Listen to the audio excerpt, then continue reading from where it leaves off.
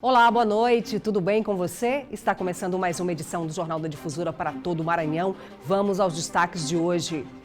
2 adolescentes seguem foragidos da FUNAC de Imperatriz. Fuga aconteceu por buraco feito em parede.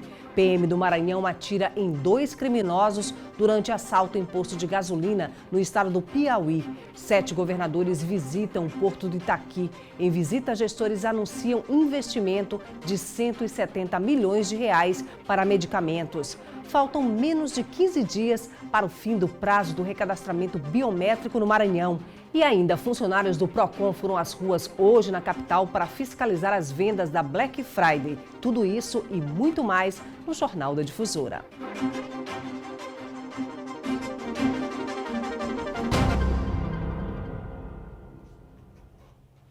Um homem foi encontrado morto dentro da própria casa hoje pela manhã em Imperatriz.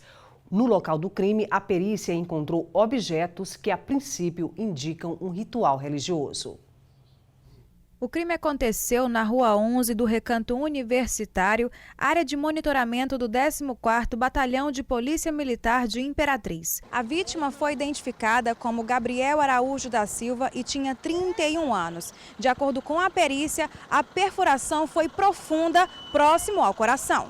Depois do acontecido, a menina foi me chamar lá, dizendo que ele tinha falecido. Aí eu perguntei para ela como foi que tinha sido. Ela disse que ele teve uma luta corporal, mas tal de Léo está aí presente aí. E esse Léo acabou deferindo um golpe de punhal nele. Só que ela já contou para a polícia aí mesmo de versão já. Aí nesse jeito ninguém acredita, né? Não para policiais não acreditar na conversa dela, as versões que ela deu para a polícia. No local, a perícia encontrou objetos que, a princípio, indicam um ritual umbandista. Alguns cômodos da casa que são destinados a esse fim.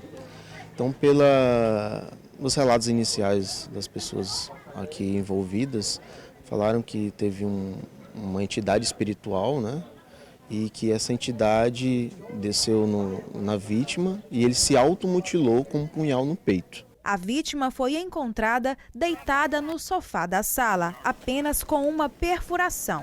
Um dos irmãos, assim que soube da morte, informou que Gabriel estava, na noite anterior, na companhia de um rapaz e algumas mulheres. Inicialmente veio a questão necropsial, ver se essa perfuração foi suficiente para perfurar algum órgão vital que pode ter produzido a morte. E a partir das dispersões de mancha de sangue aqui no local e da questão dos envolvidos, né, todos os depoimentos, a gente vai juntar esse quebra-cabeça para tentar elucidar esse fato. E a gente segue pela região tocantina porque mais uma fuga foi registrada na unidade da Fundação da Criança e do Adolescente de Imperatriz. Os detalhes você confere com a repórter Micaele Martins. 2 adolescentes estão foragidos desde ontem à tarde aqui do Centro Socioeducativo de Internação Semear. A fuga aconteceu por meio de um buraco que foi cavado em uma das paredes da unidade. O local possui sistema de vídeo monitoramento, o que deve ajudar na investigação da polícia. Segundo a FUNAC, a gestão da unidade já providenciou o registro do boletim de ocorrência com pedidos de providência para as buscas dos adolescentes. Para impedir novas fugas, está sendo reforçado toda a estrutura do prédio, com a construção de grades, reforço das grades e também construindo um muro atrás dos alojamentos. Micaele Martins para o Jornal da Difusora. Vamos agora com outras notícias pelo Maranhão. Imagens da Câmara de Segurança flagraram um assalto a um posto de gasolina na última quarta-feira em Teresina. No momento da ocorrência, um PM do Maranhão que estava abastecendo seu veículo acabou atirando nos criminosos. Um deles chegou a morrer no local. O outro fugiu com a moto utilizada no crime. Na capital, 3 jovens foram detidos por policiais do Batalhão Tiradentes na Vila Embratel. Eles estavam em um veículo com muitas roupas novas e ainda com etiquetas. Na delegacia, o trio alegou que comprou as peças pelo valor de apenas R$100. Eles foram autuados pelo crime de receptação. E agora a gente faz um rápido intervalo e daqui a pouco faltam menos de 15 dias para o fim do prazo do recadastramento biométrico no Maranhão. E ainda, 7 governadores visitam o Porto do Itaqui e anunciam investimento de 170 milhões de reais para medicamentos. Formado por 7 estados, o consórcio Brasil Central anunciou hoje pela manhã medidas de impacto durante o encontro no Porto do Itaqui, aqui em São Luís. As decisões resultam em economia aos cofres públicos e incentivo ao setor produtivo. A recepção ficou por conta do boi de Maracanã, para mostrar o que o Maranhão tem na cultura. E o encontro aconteceu no Porto do Itaqui para mostrar o que o estado pode proporcionar em economia. Nós vimos aqui embarque de produtos aqui, oriundos lá do Mato Grosso do Sul, dos nossos estados, de Rondônia. Então, essa lógica da logística, integração da logística, essas novas concessões ferroviárias que facilitam você integrar produtos produzidos lá nos nossos estados, mas exportados pelos portos aqui do norte, isso dá uma competitividade muito grande à nossa economia, aos nossos produtos. Este é um dos 4 fóruns realizados ao ano pelo Consórcio Interestadual para o Desenvolvimento do Brasil Central. Pela primeira vez ele aconteceu aqui no Maranhão. Os 7 governadores participaram do fórum que tratou sobre políticas públicas para o desenvolvimento do Brasil Central. Durante o evento foi anunciado ainda recursos orçados em 170 milhões de reais. Esses recursos serão investidos em medicamentos para esses estados.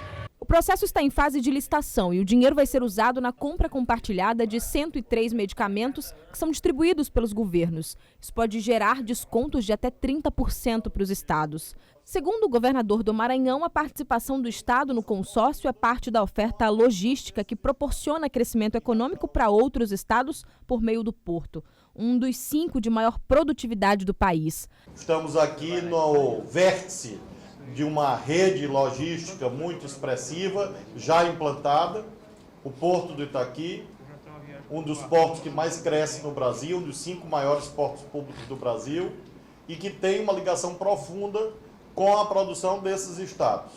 Mais R$1 bilhão em investimentos foi anunciado para os estados. Compõem o consórcio Brasil Central o Maranhão, Goiás, Mato Grosso do Sul, Tocantins, Rondônia e o Distrito Federal, que juntos concentram uma população de mais de 22 milhões de habitantes. Pelo menos 7 projetos são executados a partir da junção dessas unidades e estão voltados para a saúde, turismo, infraestrutura, economia e alianças com os demais consórcios em atuação no país.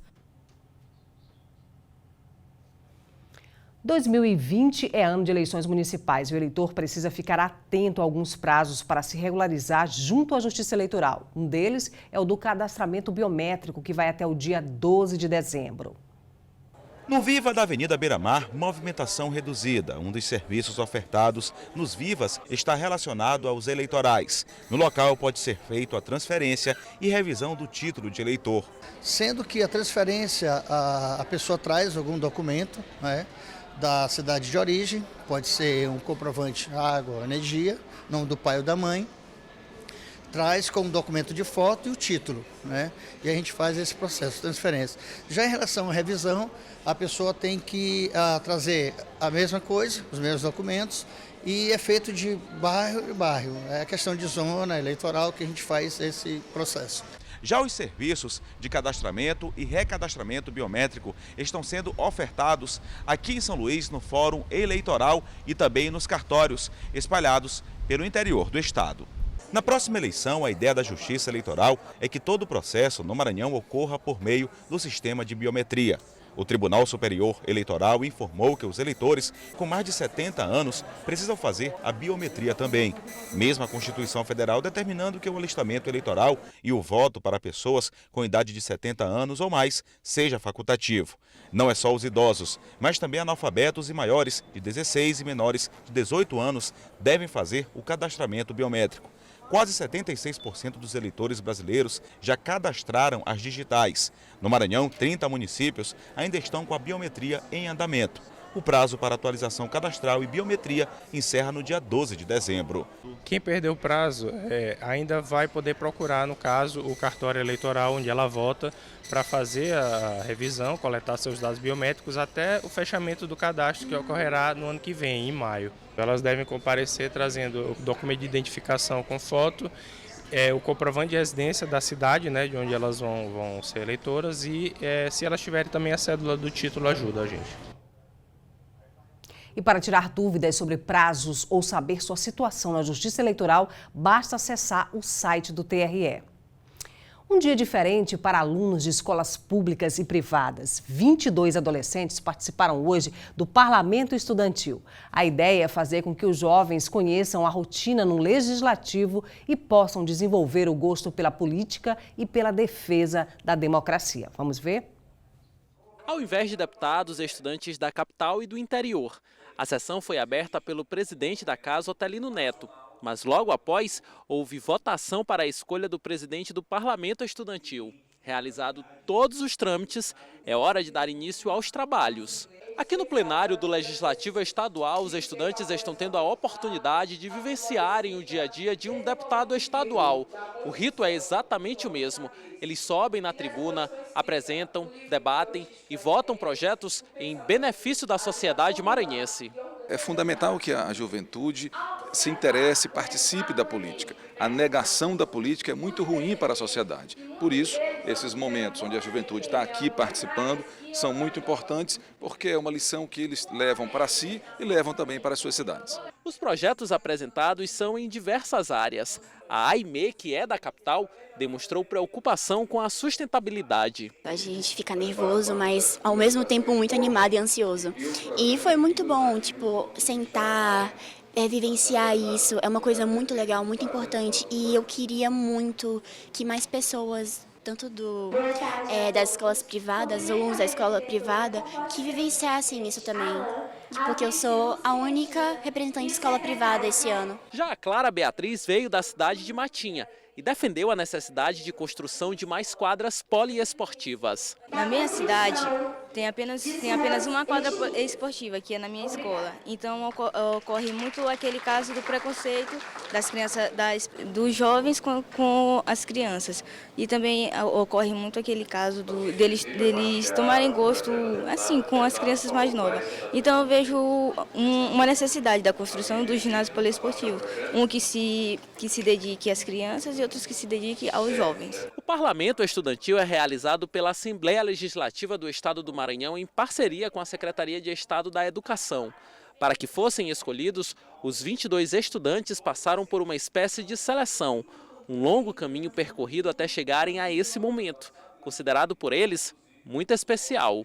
A gente faz uma palestra com eles sobre o processo legislativo, para eles conheçam um pouco como é que funciona a dinâmica da elaboração, do surgimento de uma lei. E depois a gente conversa com cada um deles e dialoga sobre os projetos de leis que eles fizeram. E na parte da tarde tem a sessão plenária, que é o grande momento, no caso do programa, né? Que é quando cada um deles tem uma oportunidade de subir à tribuna e defender os seus projetos. Olha, esse projeto pode fazer a diferença não só na vida desses adolescentes, mas de todos nós. Quanto mais cedo houver o engajamento e a preocupação com a política, mais a sociedade pode ver nascer uma geração com uma nova consciência sobre política e democracia representativa. O Parlamento Jovem Brasileiro é um programa da Câmara dos Deputados, da Câmara Federal, tem como objetivo aumentar o engajamento dos estudantes nos processos democráticos através da participação de uma simulação das atividades da Câmara dos Deputados e também no Legislativo Estadual. Estão todos de parabéns, não é isso?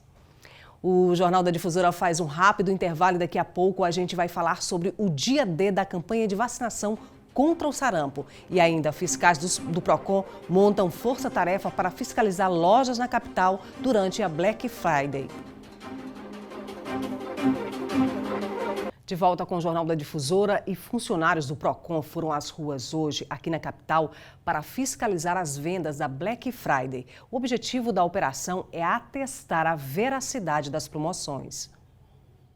Os fiscais do PROCON iniciaram a fiscalização pela Rua Grande, principal via no centro comercial de São Luís, e é que concentra maior número de lojas. Algumas delas foram visitadas. Os fiscais retornaram para verificar se de fato as promoções estavam sendo respeitadas. Nas fachadas das lojas, a informação de que o dia era de Black Friday, com promoções que chegavam a 70%. O monitoramento de preços por parte do PROCON teve início ainda no início deste mês, para evitar a publicidade enganosa por parte das empresas. Durante todo esse período de novembro, nós estivemos nessas lojas visitando a cada semana e levantando os preços desses produtos. Hoje, especificamente, nós vamos voltar até essas lojas para conferir se esses produtos entraram nos descontos da Black Friday e se esses descontos de fato foram colocados à disposição do consumidor. Caso seja verificado algum tipo de problema, algum tipo de infração, esses fornecedores serão autuados e haverá a abertura de um processo administrativo. O diretor de fiscalização do PROCON ressaltou outro trabalho importante para atender os consumidores. Os fiscais do PROCON estiveram em vários pontos comerciais da cidade em um trabalho educativo junto à população. Além deste trabalho externo realizado pelos fiscais do PROCON, o órgão também organizou um regime de plantão especial nas mídias sociais para receber denúncias, reclamações, tirar dúvidas dos consumidores. Durante todo esse fim de semana, o PROCON Maranhão vai estar de plantão nas redes sociais, no aplicativo e no site para recebimento dessas denúncias. Também nas nossas unidades físicas que funcionam nos shoppings, especificamente para receber essas denúncias do Black Friday. E agora a gente confere a previsão do tempo para amanhã.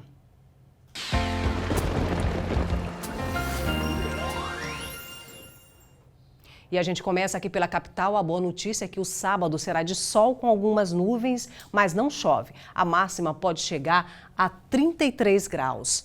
E seguindo para o interior do estado, em Barreirinhas, também não chove. Máxima de 34 e mínima de 23 graus. E em Barra do Corda, sol com algumas nuvens e sem chuva. A máxima pode chegar a 33 e a mínima a 23 graus. E acontece amanhã aqui na capital, de 8 da manhã até 7 da noite, o dia D de vacinação contra o sarampo. A ação encerra a campanha que iniciou no dia 18 deste mês, priorizando, dessa vez, pessoas entre 20 e 29 anos. Pela manhã, a campanha acontece em unidades de saúde da cidade e pela tarde, nos shoppings da Ilha, São Luís e Rio Anil. As reportagens dessa edição você pode rever no portal ME10 e interaja também com a gente em nossas redes sociais. Muito obrigada pela sua audiência e a gente encerra o Jornal da Difusora desta sexta-feira com imagens da Avenida Carlos Cunha, aqui em São Luís. Uma boa noite para você, um ótimo final de semana.